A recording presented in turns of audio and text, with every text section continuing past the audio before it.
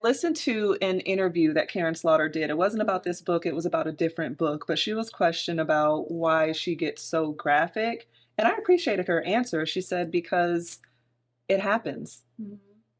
Things that happen to women are not pretty. And this is me telling their stories, and it may not be for everyone, but we can't just cover our ears and eyes and pretend that these horrible things don't happen. Hey, besties. Hey. Welcome back for another episode of the Hello Bestie podcast. I'm Maggie. I'm Tashima. All right, let's get into our book chat. What you got for us this week? So this week we have Pretty Girls by Karin Slaughter. Ciao. So it's a book about these, like a family, two sisters, mom and dad, and when they were younger, their oldest sister went missing while she was in college. It's been like 25 years. They never found her. And then another girl in that town around the same age as their sister was went missing, which then just unravels this wormhole of situations. So yeah, that's like a brief synopsis of what the book is about. Yeah. So it is like mystery, thriller, suspense. All of that. But yeah, on Amazon, it has a 4.3 rating, and then on Goodreads, it has a 4. Okay. So what would you rate this book from 0 to 5? I would give this book a solid 4. Really? Oh, wow. I think the writing was really good. Okay. Definitely put me in my feelings, and any book that really does that is going to be a 4. Wow. I'm happy to hear that, especially after... Is that shocking? I wasn't sure. Okay. I wasn't sure. I mean, it's not... I feel like the same. I would give it a solid 4. I feel like the writing and the imagery was really good, but... Too good. Sometimes, like with thrillers and stuff, you get a little, like, paranoid. So, like, ooh, I'm not sure she's going to like this. Yes. No, I give it a 4. So it had mixed reviews. On Goodreads, somebody wrote, "Here's the thing. The book is full of torture corn. It's 400 pages, and I'd say a fourth of it is straight up highly detailed, repetitive torture. That's about 100 pages describing women being tortured, essayed, and murked.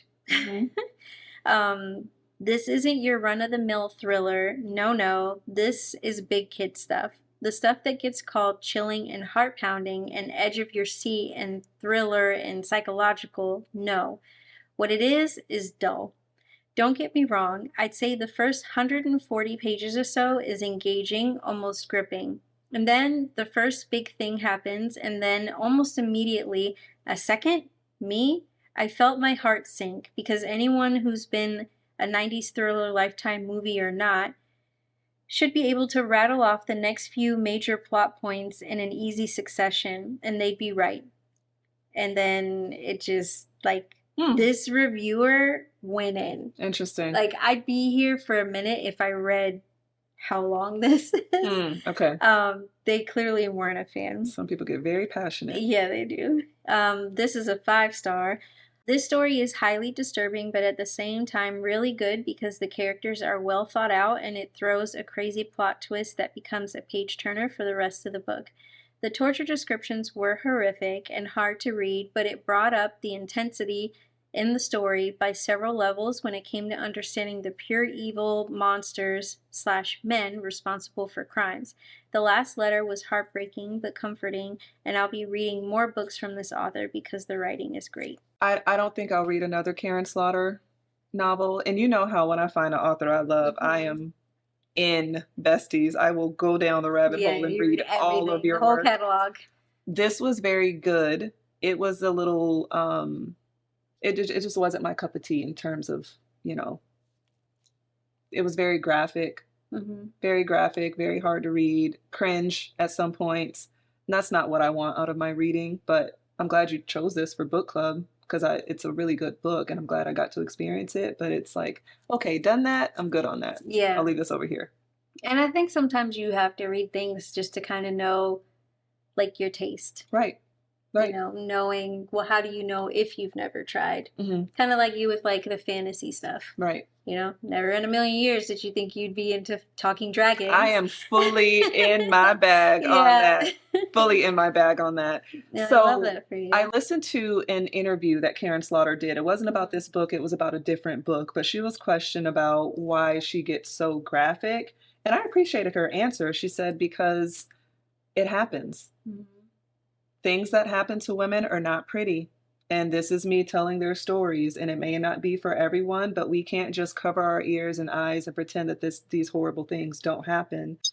They happen, and it's real, and life is graphic, and life is cringe, and life is. So I appreciate her putting that onto paper, Mhm. and that's part of why it was so hard for me, because I do know that these things happen, and that's Right. horrible to listen to, that people go through this. Right.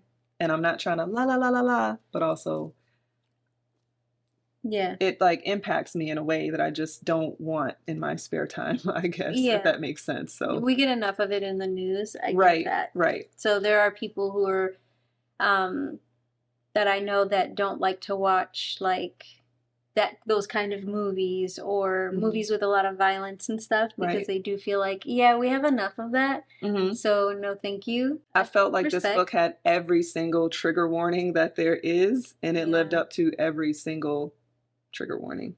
Yeah. Yeah. That was good though. It was good. Yeah. What would you say you liked about the book? The descriptive writing, I could see the room, I could see the walls. I thought that seeing a family break apart over something like that and come back together, basically for the same situation, I think was a unique perspective to take. Maybe not unique, but interesting perspective to take. I enjoyed seeing it. I think the character development was really well. I also like the dad's letters, how it kind of opened and closed with that. And throughout the book, he told a story in that in itself, and I like that piece of it too. Same. I Yeah. really loved his letters because it, like you said, seeing the family being torn apart and having not necessarily personal experience, but having familial experience with Mhm. that. Like I feel like I have seen what can happen like when tragedy strikes a Mhm. family and how it can tear the family apart and like the aftermath of people trying to put the pieces together and they just don't quite fit anymore. Right. And then having his letters just really shed light on, you know, parents who just aren't willing to give up. Right. Because I don't think any parent ever does. Right. Unless you have that closure, you're always thinking. Like there was a part in there where I think it was Claire where she was saying, like stopping people on the street because they kind of look like Right. and stuff like that. His letters just made it brought a lot more humanity to what was a horrific situation in that book. Right. It brought that softness that you kind of needed that just really, for me, it just like took my heart and just squeezed it I like agree. an orange. Yes. So I was just like, oh my God, he's so broken. The hope and the grief at the same time, I think was captured really, really well Yeah. in those letters. She did an amazing job with that. Yeah. Like, I feel like I could just read an entire book just with that kind of writing style. I agree. I thought it was beautiful. So with the multiple characters' perspectives, where it went from like the letters with the dad and the sisters, Claire and oh my gosh, Lydia. Thank Mhm. you. How did you feel about that? I like multiple POVs in a Okay. book. I think anything over 3, it gets really hairy, Yeah. as we kind of talked about recently Yeah. with a different book. I liked it. I think it's always important to get inside of their head and just understand what they're doing and what they're thinking. There wasn't one for Paul, though, and I would have been interested to kind of get inside the mind of such a sadistic person, Right. why you do what you do, because it's not just about money. Mm-hmm. There's more to that. So I don't think the book missed anything from not having that. I'm just saying it would have been cool if we're going to have multiple POVs to have one from him too. Yeah. Personally, I feel like I agree with you, but I personally felt like I got enough I agree. because the things that he was saying, I think sometimes when you have like sociopaths and psychopaths, like you will never get the why, because I don't even think that they understand the why. When you're missing that compassion and empathy, Mm-hmm. or you have such strong curiosity for and an obsession for seeing things a certain way, Mm-hmm. and everything else is irrelevant, I don't think you will ever get to anything deeper than it doesn't make any sense. Right. Because you have that and they don't. Right. And so for them, they're like, but why not? That's true. Mm-hmm. So I think if she were to have done that, you'd be like, what? Like he's Yeah. so empty, and it would have not given him like, I don't know. Do you get what I'm saying? I get what you're saying. I also don't know that an author that how can you? Yeah, Because without if you like take this imagining person it. that's a complete beast, a monster, sadistic person, horrible, if you in your mind you can acknowledge how horrible this is and you can discuss a horrible person doing these things, how, unless you think that way too, how can you really get in someone's head to understand, like you said, their reason why, to be able to write about it? So I think that in itself would be challenging. Kind of like actors, you know, like some actors are what do you call it? There's a word for it, but it's like actors that actually become the character in their real life the whole time that they're acting. Yeah. Method actors. Mm-hmm. So like if somebody were doing like a Malcolm X, like a method actor would literally live their life the same way that this person did, day in, day out. Every time you talk to them on the phone, and this is even offset, they speak in the same way, they wear the clothes, No, for sure. So I feel for like certain you roles, could with but research, but I don't think you'd ever even understand it. Like you could only do your best. I mean, to explain, like, I get what you're saying, but I don't know if that necessarily applies to this. Like a person who's gonna play Ted Bundy, you know, I don't think that guy is gonna go around and start raping women and do it. You know what I mean? Like, because he's living like. So in this particular, I just think. I get what I think we both understand what each other is saying. Yeah. Yeah. I don't think the book needed his point of view at all. Yeah. I think that it would have been cool to have, but I also accept that it's probably challenging to do that in a way to where it made sense for the book. It didn't need it. The book was good on its own. Yeah, it was. So do you think that the characters were believable? Not just like throughout the, like when things started unfolding, but in the way that they also reacted to the disappearance of Julia and just thereafter? Yes, I do. I agree. I liked all the characters and how they were developed. There were things I didn't like about each character, obviously. So Lydia, I think her character was very believable. You know, you're the kid that kind of just black sheep of the family. You know, you got into drugs, you started lying and doing things like that. I thought it was very unfortunate that, you know, the situation that she had with Paul when she was younger, when she told Claire and Helen, the mom, and they didn't believe her, because everything in me was just like, you two pieces of shit. Yeah. If she's going to tell you something like that, how dare you make her feel like she's lying? But then the more I learn about Lydia, it's kind of like, she was very untrustworthy to the point where you couldn't put anything past her. Right. She had proven herself to be someone who would say anything to get anything that she wanted. So I could see why they stopped all messing with each other after a situation like that. Yeah. But it was unfortunate because it was true, you know. The mom, she became a real one. She was there for Claire when she needed her. And writing to her the whole time, which she thought her mom just completely wrote her off. Yes. And come to find out, she was writing her for years. Right. And Paul was keeping the letters. Yep. And I feel like, because at first I'm like, how are you going to pick? You already lost one kid, and then you just voluntarily turn your back on the other. Right. But she didn't. Right. You know, so I feel like the characters are very believable, and having the different points of view gave you insight as to why people made the decisions that they did. Right. And when you don't really disclose how you feel in a situation, whether it's during or after, that's how those lines get crossed. Right. You know, and people just assume, and then, you know, 2 decades go by before anybody really realizes, like, oh, man. Yeah. My bad. I was intrigued in the beginning. I thought Claire's character was very interesting off rip because I I think the book opens with the dad's letter, if I'm not mistaken. Well, I anyway, think so. in the beginning part of the book, when Claire is at the bar and it talks about her bracelet or whatever, she's fresh off parole. It was pretty clear at that point they were rich, they had a lot of money. So I was just very intrigued, like, damn, what'd she do? Right. What'd she do to get Yeah, I locked didn't up? understand that. I didn't get that, and Because it took a while to her learn. character development didn't give I did a crime. Right. Especially when you find out like how sedity she is. Right. You're just like, what could you possibly have done? Mm-hmm. Oh, yeah.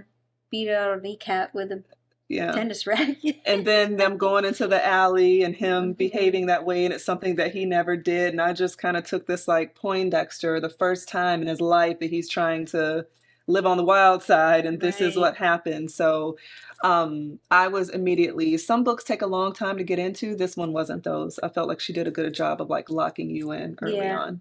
See, I was a little, like I did find myself in the beginning not quite getting into it. But then once things didn't make sense, wait, what? Like, you had this chick at the bar with an ankle monitor on who's now officially on parole because she did something we don't know what. Her husband was murdered in an alley, but she's so dependent. Like, she's ultimately so codependent on everyone around her, can't do anything. He's leaving laminated sheets on instructions on how to do everything. The two didn't make sense to me. And I'm like, this doesn't sound like the same person, because then she's like tapping into, okay, I can step, like she's channeling these people around her to find ways to get through certain things. And that's when I'm like, okay, there's more to this onion, and it started, but it took kind of getting through the whole funeral. Like, I think I got interested, obviously, when she found the hard drive. Like, when she went on the computer and saw the video, I was like, hold up. Right. You found what? Right. Oh, we need to know more. But I also got pissed off. Because I'm like, you took it to the police station? And why? Yeah. You go through it? Like, I would have been all up and through that thing. Like, I'd have 20 copies if I needed to. Well, she had already seen some of what was on it. And some of it, but she didn't go through the whole thing when she dropped it seeing off. something like that, thinking it's real, if you're anticipating seeing more of that, that's going to be hard to watch. I could honestly understand why she went to the police when she did, but that was a hard thing for her to do, because it's like, here's my reputation. Here's everything that he was known for, but I'm doing it because Anna Kilpatrick, like, looks like this girl. Yeah. The cop pissed me off. It came out later why, obviously, but that was a red flag in the beginning. This is just certain jobs, like we've talked about, are not compensated as they should be. Teachers, for instance, police officers, firefighters, and things like that. But I just think certain things shouldn't equate to money. You took this job because you really care about people and because you want to help, and you're gonna. So when you hear about cops that just dirty, crooked ass cops and things like that, and politicians, and it's like par for the course, but it's because just you're a civil servant. Exactly. Servant. Yeah. Civil servant. Yes, you should be compensated, but you're also not going to make six figures, and you knew that going into it. You know, you had a calling. We would assume that you did it because you had a passion. Right. Or the clergy or something like that. Right. You should have been a stockbroker. Right. Right. Lydia, I was automatically intrigued with, because her pissing on the dude's grave, that gave, this is what you try to do to someone that ruined your life. Yeah. This is what you... And when she still did it, despite her sister standing there watching her pee on her dead husband's grave, I was like, you're a G. Right. And like took the tissue, wiped herself, threw it on the ground, and then just threw the little cover over it. I was like, she gives zeros. She's the real one. But yeah, were the characters believable? Absolutely, because that is giving, you know. Yeah. Yeah. That's giving like hurt and pain, destruction, healing, and especially how far she went to going into her healing journey. Right. I thought was beautiful. Something I really appreciated about the book was Claire's painted as this you know, multimillionaire woman, well off. You see how horrible her marriage was. Then you take Lydia, who struggling single mom, had a pet grooming business. I think she built from the ground up.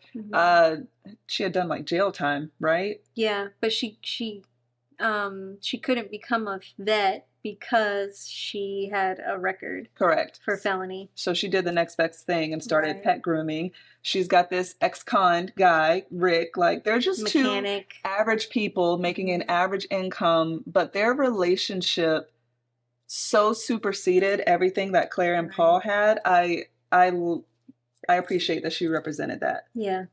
That she just wasn't painted out to still be just, I don't know, like a piece of trash. Yeah, yeah. Sam writes, when you first disappeared, your mother warned me that finding out exactly what happened to you would be worse than never knowing. Which is worse, knowing or never knowing? I think never knowing is worse. I agree. Knowing is very painful, especially what ended up happening to her. I can't imagine knowing that your loved one went through something like that. And then to see it was a whole different. But, yeah, that's a whole nother. That's a whole other thing. That's awful to know that this is what those last moments look like, because you can imagine how terrible it was. Yeah. They saw it. And that's a horrible thing, but at least you don't go the rest of your life. Every familiar face you see ever. I think that's peace isn't the right word. Closure isn't the right word, but you get some sense of finality with knowing, okay, this is what happened and there's nothing I can do about it. Correct. Versus a whole life of, I'm going to find out what happened and I'm going to, to only not. So I think never knowing is worse. Yeah, I agree. Just for all the reasons that you said. Yeah. I feel like a part of me, like if I were a character in this book, at some point would get to a point where I have made peace with the knowledge that I received and I would be full of vengeance. And at that point, I think I would be mentally prepared for knowing more, seeing, feeling like I will walk to the end of the earth to ensure that justice is served by any means necessary. Right. As a character, as a hypothetical character. Yeah. No self-snitching. Did you think it was plausible that the dad had committed suicide, or were you surprised when you found out that it was Paul that had something to do with it and framed it to look like a suicide? I was surprised that the dad committed suicide because it didn't fall in line with the way that how hard like his character was developed. So when it came out that he did, I feel like it had something to do with him finding out. Right. Did I think it had anything to do with Paul? No. So when I found that part out, my heart was shattered. Right. Because there was a part in one of the letters where he kind of talks about having wanted to give up, but that is not his flow, like his style at all. So then I was like, well, what? Like, you said that you would never do that, and then you did do that? So I don't know. That whole thing just, like, broke my heart. It did. It was heartbreaking. I will say that I was surprised by that. I could kind of see both sides of it. I could see him being so depressed and so everything, and, he just decided to end it. But I also agreed that he was going too hard on trying to find out what happened. Why would he just give up like that? So, having literally lost his entire family, right, still not giving up. You just wake up one day and decide that enough is enough. Right. That didn't fit his MO. It didn't fit his MO. That's what a piece of shit thing to do. Make him watch this video and then do that. I will say that was a twist that I was surprised about. I wasn't surprised when it came out that Paul was still alive. Once they went to that house and it was kind of, she heard the voicemail or whatever, and once I heard that, I was like, something going on with that, because she was questioning, so he has a whole nother wife and a whole nother life, and does she know? And I I immediately didn't thought he get had that faked though. his death to go live with this other woman. So when they Mm, went to the house, like he punched her. I wasn't surprised when I was like, okay, he's still alive. Here we go. interesting. I didn't think he was still alive. I thought it would be one of those situations where he had this whole other life Hmm. and that she was involved because um what's her name? Anna? Her body was discovered after he was already like buried. Mm. So obviously somebody else was involved in this situation. Hmm. With all these videos and stuff that she found, there was clearly a partner. So I'm thinking it's either one of the police officers Mm. or this chick, Yeah. and that they're literally walking into a honey trap. Mm. But I guess I don't know who that person is. I don't remember them even I really don't talking either. about, because there was two different voicemails. Right. They never, that I got no closure for, and I'm like, so who is this person? Right. Like, is this one of the people that he murked? But I know that there's other books and stuff, Mm. so maybe, That was like a little Easter egg or something. yeah, maybe it's Mm. gonna come up in one of the other. That could be something to read again. And oh, I didn't realize that maybe we are missing. Like I said, I'm not going to read it again for reasons I've already Yeah, no, I'm disclosed. not But gonna read it. I also thought, what did you think about how Claire was like low key a thought?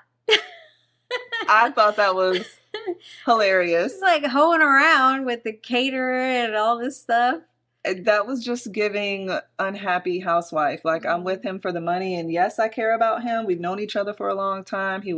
But the sister even said he was never her speed, Mm-hmm. and she was None a of them thought back were. then. Mm-hmm. Like that's just who she was as a person. So once it came out, I just kind of laughed, like, you know, She said anybody can get it. basically. The whole thing with the fertility, where she went to the fertility doctor and he told her that she couldn't get pregnant because she had an IUD. Yeah. That was definitely giving Gone Girl vibes. Yeah. So I agree. when that part came up, I was like, there's more. Right. Like it just, the further you got, there's just more depth and complexity to all of these people. So the writer did a really, really good job at making these people authentic. Did the graphic scenes bother you about what was on the videos and things like that? No, and I remember you saying you saw a post. I saw a review of someone saying yeah. like, I mean, I don't know if this I don't know what this says about me, but I am definitely not as bothered or creeped out as other people are by reading it.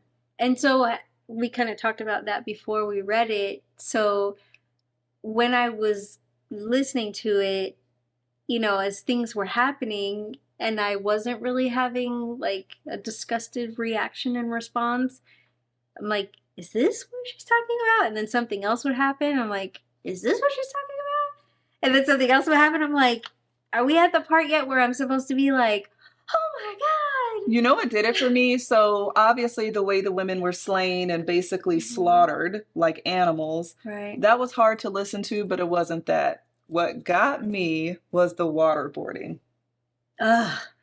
Yeah. That grossed me out so bad I wanted to stop listening. Yeah. That was hard to It was the waterboarding for me. It is crazy. Yeah. Murder and blood and guts, and it was the waterboarding for me that just yeah. That was bad. And when Lydia's like, I'm already dead. I'm already like, that was hard. She was so broken. Yeah. Yeah. And I was really afraid because I don't know how you could come back from that, because she still, like, 20 something years later, still had trauma from the attempted essay. Right. So to then go through this, but obviously her circumstance is different. He's also insulting her too. Reading her the letters that her mom wrote, reading more of her dad's journals or letters to the sister. Can't wait till your daughter gets of age. She's next on my list. Like, it was just this one family, this father and his son totally try to just pick every woman out of this family, kill the father. Like, just why? That was just so heartbreaking to me. I will say Lydia kind of pissed me off when Claire was about to off Paul and she was telling her to stop. He's not worth it. Yes, he is. Girl, Do it. I felt like that, how I felt about for She Is No, you got him. Finish this now. Yeah. Don't let him live. Don't let. I appreciated when Lydia was telling Claire, we're not superheroes. Yeah.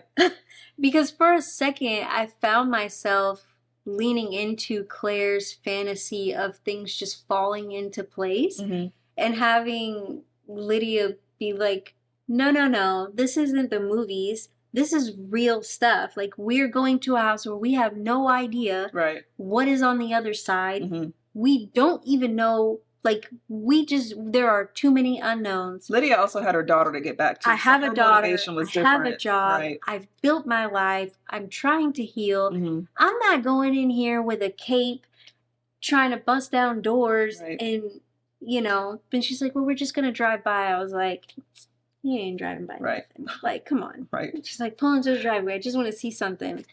And she's like, here we go. Yeah. It's like, you should have known that this was going to happen. What did you think about the FBI agent Nolan? Gross. Did it piss you off when you found out at the end that they were dating? It did. I'm like, what It purpose did. is this serving? He's a creep. That bothered me so bad. I'm like, girl. That was a weird, unnecessary. You clearly can get it. Yeah. Any way you want. Yuck. This. Everything about him just was like, yuck. But she even said, like, I'm not really, like, hey, what the hell? You only, like, she was just very, girl. Yeah, no, I didn't. And her sister was like, Jesus Christ. Yeah, rightfully so. I was like, yeah, it's something about, like, she's giving, I have low self-esteem, but she doesn't have low self-esteem. Right. Like, why are you doing this? You just give zeros. Yeah. Take some pride in your vagina. One thing I didn't like was the scene where Claire is like running around through the city, ducking and dodging the cop that was chasing her. Oh. That felt like, I'm like, here we go with this hokey business. I don't even really remember that part. That's funny. I'm like trying to recall. It was a very long stretch. I get the purpose of it because we had to pull back mom. We had to pull mom into the situation. Oh, okay. Yeah, okay. Helen.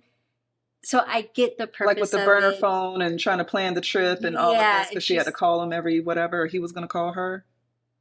Yeah, and like, well, when she went to the hotel. Is that what you're talking about? Yeah, like she went to the hotel, but she's running through the alleyways and hiding from the police officer, and it's like hiding in the bathroom. Yeah. Called her mom comes and like has all this, like, she stepped up, but that part to me, I was just like, it just fell a little too perfectly. You know, like her mom just happens to buy her a pair of underwear. Yeah.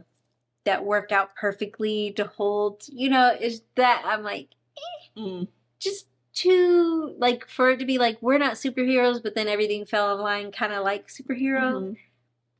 But that was like a very minor thing. Got it. Just a little annoying. Yeah. But I thought the book was like really good. I enjoyed it. I thought it was good. I'm glad that they came together at the end. How did you feel about them going and basically finding Julia's remains in... I was happy for them to have peace and just closure to the whole situation. You know what? When you were saying the whole thing with the waterboarding, I think for me, what took it to the point where I then felt uncomfortable was when he was showing, was it I think a video, like he showed Lydia, like, or they were going over how the video ended. And then she saw the picture of Paul with the police officer. Oh, yeah. And she's like strung up in like the scarf of innards. Yeah. That part to me, I think the imagery of that, I would never be able to get out of my head. Yeah. Because I feel like I saw it as if it were a picture in my hand. And that part for me was like, I've had about enough of this.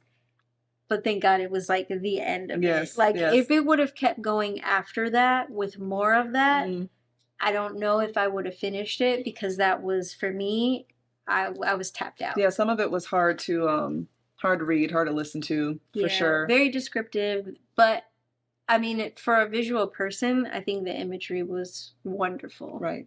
I think she did an amazing job. So Yeah. kudos to her. Yeah, kudos to her. All right, besties. Well, thank you so much. Let us know your thoughts down below about this book. And as always, any suggestions that you have on books that you want to read for book club. And we will see you next Tuesday, same time, same place. Catch you back on the couch, guys. Bye. Bye. Oh my God, this is some disgusting ass shit. But I know that it happens. When he was driving around and doing all that shit, and then he took the hood off of her and she realized that he never went anywhere at all. Yeah. I was like, fuck. Yeah. He's a fucking genius. Because she's like crunching through leaves and all that. I was like, damn, this motherfucker's good.